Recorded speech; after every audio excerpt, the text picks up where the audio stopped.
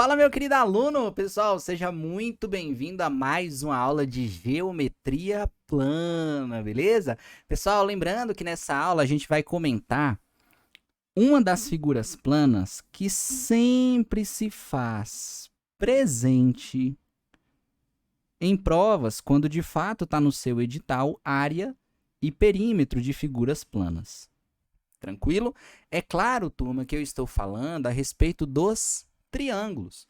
E, turminha, a gente vai começar passo a passo, a gente sempre vai colocar ali realmente detalhes que você precisa saber para que você tenha um arsenal, um material completo em relação à geometria plana. Show de bola? Turminha, segue lá no Instagram, ó, vou deixar aqui, @professor Ian Ribeiro. Vai lá, pega seu celular aí agora, curte, comenta, compartilha, tá bom? Manda para um colega seu que realmente está nessa saga de estudar aí, porque eu garanto que o que tem lá vai ajudar. Tranquilão? Tá com papel aí, turma? Tá com uma caneta? Lápis? Régua? Porque a gente vai começar a construir nosso caderno de geometria plana dentro do assunto de triângulos. Turma, o que acontece? Olha só. A primeira coisa que você precisa lembrar é isso aqui, ó. Os elementos que compõem um determinado triângulo. Turma, primeira coisa que você vai enxergar é isso daqui, ó. 3 vértices e, consequentemente, você vai ter, independente da classificação, 3 lados. Turma, toda vez que a gente fala a respeito de vértices de um polígono, é sempre você pensar assim, ó, o vértice, ele é o ponto de encontro entre dois lados. Então, toda vez que você tem o encontro entre dois lados, é porque ali você tem um vértice.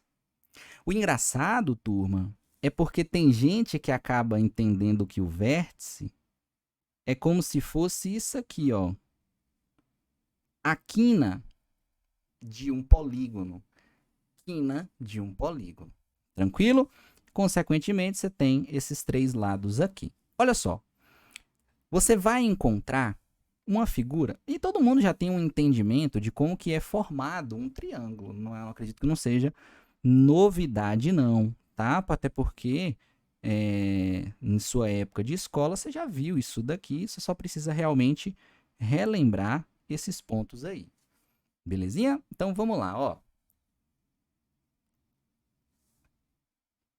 B, C. Ué, Ian, como assim ABC?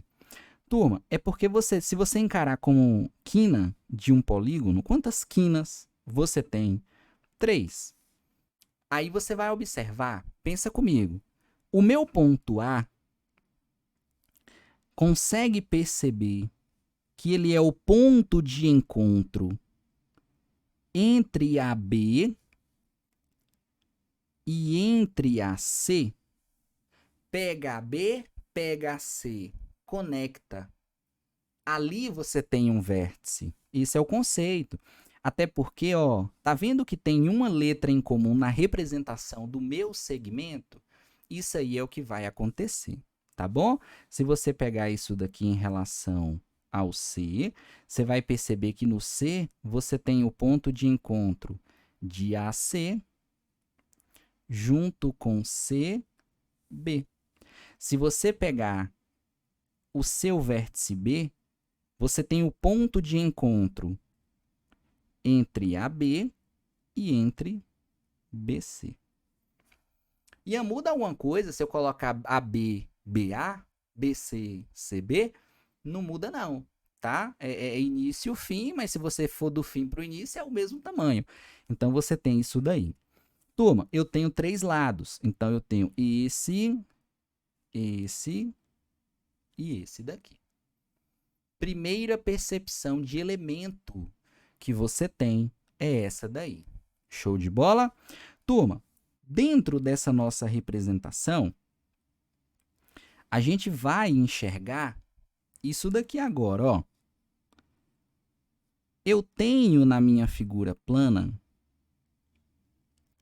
3 ângulos internos.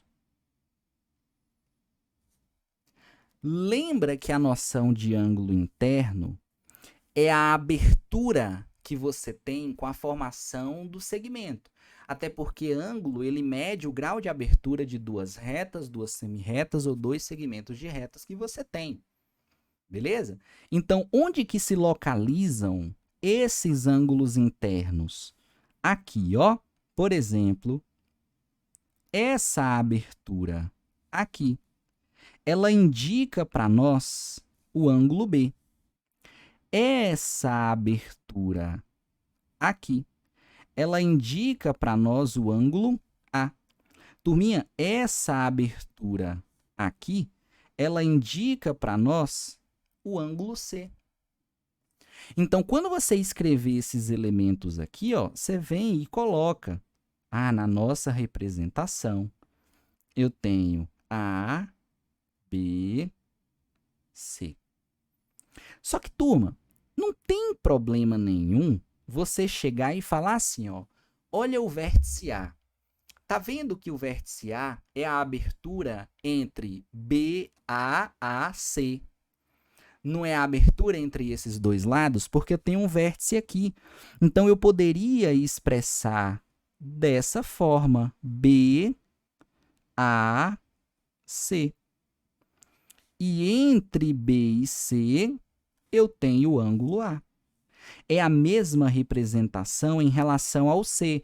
Se você perceber, ó, o C, ele é a abertura de A para C, de C para B. Então, você vai colocar o quê? A, C, B. Chapéu, porque eu tenho essa abertura entre A e B. Turminha, aqui é a mesma coisa. É entre A e C. Então, o ângulo B, ele fica indicado dessa maneira. Beleza? Tem que ficar de olho em relação a isso daí. Olha que interessante. Da mesma forma que nós temos esses 3 ângulos internos, eu posso determinar, mesmo sem saber a medida genérica ali de cada um, eu posso determinar, turma, a soma dos ângulos de qualquer triângulo. Lembra que existe uma equação que ela expressa para você a soma dos ângulos internos. Qual é? 180 que multiplica n menos 2. Turminha, esse n aqui, ele quer dizer o quê? Quantidade de lados. Se você substitui esse n por 3, vai acontecer isso daqui, ó. Sn igual 180 que multiplica 3 menos 2. Sn é igual a 180 graus. E o detalhe, isso daqui funciona para qualquer triângulo. Ó, funciona para qualquer triângulo. Beleza? Quando a gente fala qualquer triângulo, é porque existem classificações. Mas, independente da classificação, isso daí vai ocorrer. Beleza? Como a gente expressou de maneira genérica aqui, basta você colocar isso daqui, ó. Sn igual a 180. E eu chego nesse valor quando eu coloco A mais B mais C. Tranquilo? Grava isso daqui. Da mesma maneira que você tem três ângulos internos, nós temos três ângulos externos. Turminha, a noção de ângulo externo, ela é extremamente importante, porque ela é obtida com o prolongamento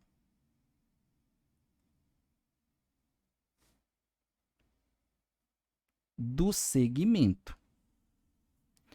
E aí, consequentemente, a gente tem o valor do ângulo, tá? Por exemplo, se você chega nessa figura aqui, ó, e faz essa extensão de lado, percebe que aqui vai se formar um ângulo externo? Turma, esse ângulo aqui, ó, eu posso chamar de Bzão chapéu, porque eu estou no vértice B. Da mesma forma, você concorda que vai existir um aqui? Da mesma forma, você concorda que vai existir um aqui? Aqui a gente chama de quem? Azão chapéu, correto? Aqui a gente vai chamar de quem? Czão chapéu. Anota uma observação. Quando você pega o interno e o respectivo externo, ó,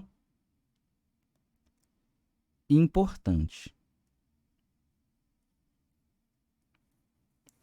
Quando você pega, turma, o interno e o seu respectivo externo, isso daqui tem que dar 180 graus. Ian, sempre. Porque, turma, quando você faz o prolongamento, automaticamente você está formando o que a gente chama de ângulo raso. E esse ângulo raso, ele tem uma percepção de meia volta. Bom, guarda isso daí. Então, você pode chegar aqui e colocar, ó, Bzinho mais Bzão, 180. Czinho mais Czão, 180. Beleza? Isso porque o prolongamento, ele permite a formação de um ângulo raso. Detalhe, quando a gente trabalha com polígono, a gente comenta isso daqui, ó. Independente da quantidade de lados que você tenha, a soma dos ângulos externos, ele sempre vai dar o mesmo valor. Lembra que na nossa representação, turma, o externo que a gente colocou foi esses aqui, ó. Azão, Bzão e Czão. Tá bom? Representação dos externos que nós temos. Quando você soma esse Azão mais esse Bzão mais esse Czão, a soma vai dar 360 graus. Só que isso aqui é para qualquer polígono. Como o meu triângulo também é um polígono, vai se encaixar, tá? Mas assim, entenda sempre que se você estiver trabalhando com um quadrilátero, isso aqui vai ser a mesma coisa. Para um triângulo, também. Para um pentágono, também. Tá bom? Isso aqui vai se encaixar. Anota essas informações porque elas são extremamente relevantes, tá? Em relação à percepção daquilo que a gente trabalha dentro de um triângulo. Show de bola? 3 vértices e 3 lados, 3 ângulos internos, 3 ângulos externos. A soma dos internos sempre dá 180 graus, tá? Que é isso aqui que a gente fez. soma dos internos, a soma dos externos dá sempre 360 graus para qualquer polígono, incluindo o triângulo. Show de bola, turma? Tranquilo? Tem uma observação que volta e meia tem alunos que me perguntam: qual é a observação? É essa aqui, ó. Ô, professor, e em relação à diagonal? Existe? Não. Turma, diagonal, lembra que diagonal é um segmento que sai de um vértice a outro, não consecutivo a ele. Primeira coisa que você poderia refutar se tinha diagonal ou não é pela própria equação do número de diagonais. N que multiplica n menos 3 dividido por 2. E de todo modo, esse n aqui, ó, ele vai continuar funcionando com relação ao número de lados da sua figura. Se você chega aqui, ó, e coloca 3, que multiplica 3 menos 3 vezes meio, turminha, isso daqui dá zero. Então como tudo é uma multiplicação, vai dar zero? Vai. Mas eu queria enxergar na figura, porque eu acho que dá para ter uma diagonal aí. Será mesmo? Vamos perceber isso aqui? Um triângulo de vértice ABC. Turminha, olha o vértice A. Olhou? Ponto. Quem é consecutivo a A? Ó, consecutivo é o que está do lado. É o B e o C. Tem algum outro vértice que não é consecutivo a A? Não tem. Então, não tem como traçar diagonal. Se você pega como referência o seu vértice B, quem que é consecutivo a B? É o A, só que agora é o C também. Tem algum outro? Não tem. Então, eu não tenho como traçar diagonal. Beleza? Guarda essa informação aí. Dificilmente cai, mas é uma percepção de construção que a gente está aprendendo. Tá bom? Então, é relevante, turma, para você saber que diagonal não teria como. Agora, a partir de um quadrado tem, porque eu tenho um vértice que não é consecutivo. Tá bom? Olha só. Uma situação que eu vejo muita gente errar é quando a gente pergunta assim, ó. Eu posso formar triângulo com qualquer medida de lado? Tipo assim, um lado mede 10, o outro lado mede 1 e o outro lado mede 5. Vai formar um triângulo? Um lado mede 20, um outro lado mede 2 e um lado mede 3. Vai formar triângulo? Você tem que se perguntar assim, vai formar? Nem sempre. Existe, turma, o que a gente chama de condição de existência, tá? Nessa condição de existência, para a gente fechar esse primeiro bloco, a gente vai fazer assim, ó. Considere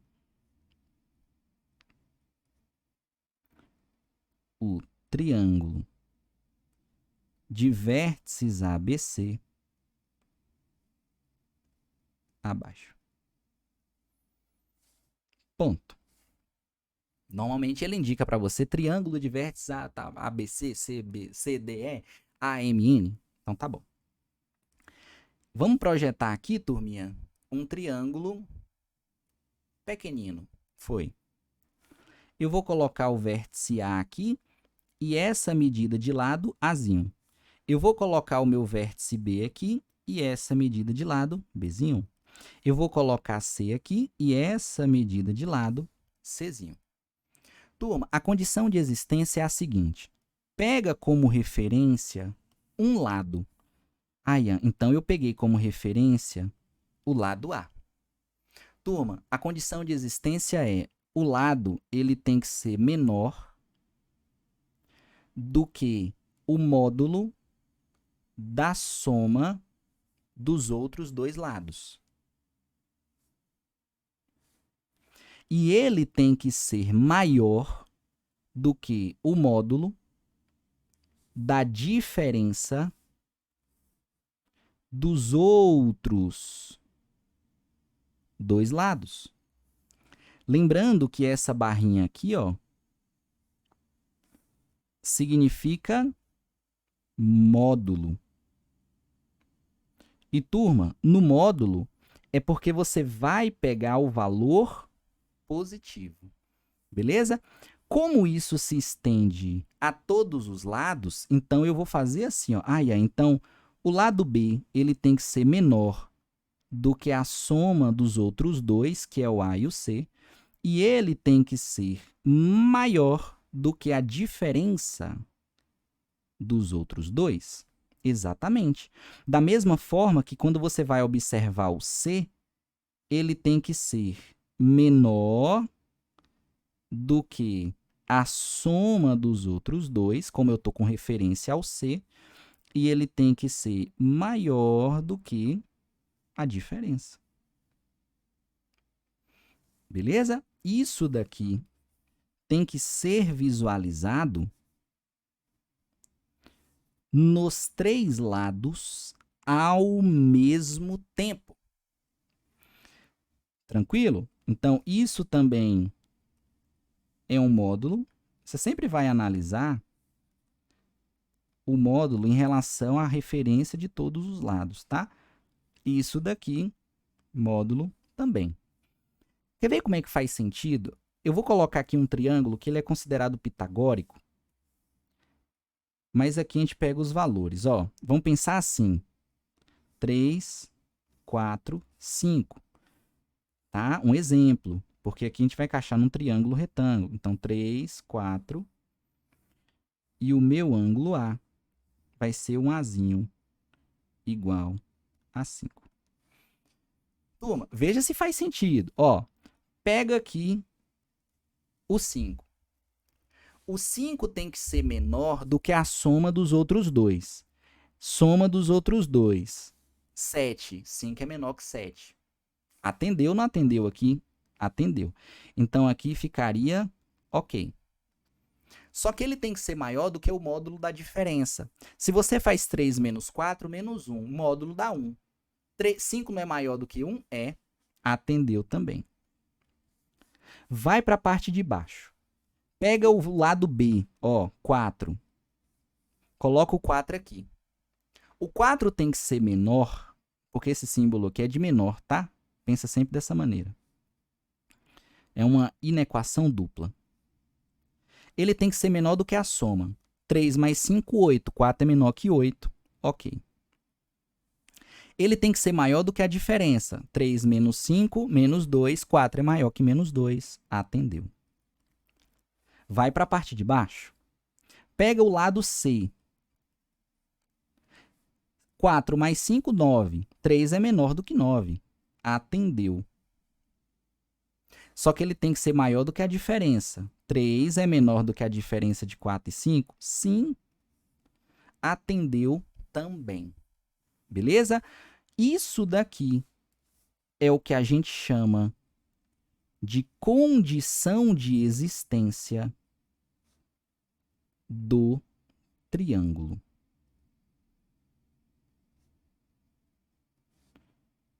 Show de bola. Beleza? É uma percepção mais real daquilo que realmente pode se formar com um triângulo e o que não pode.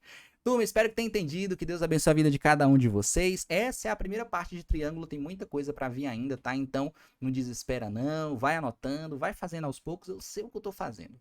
Show de bola? Fiquem com Deus, que Deus abençoe a vida de cada um de vocês e fui!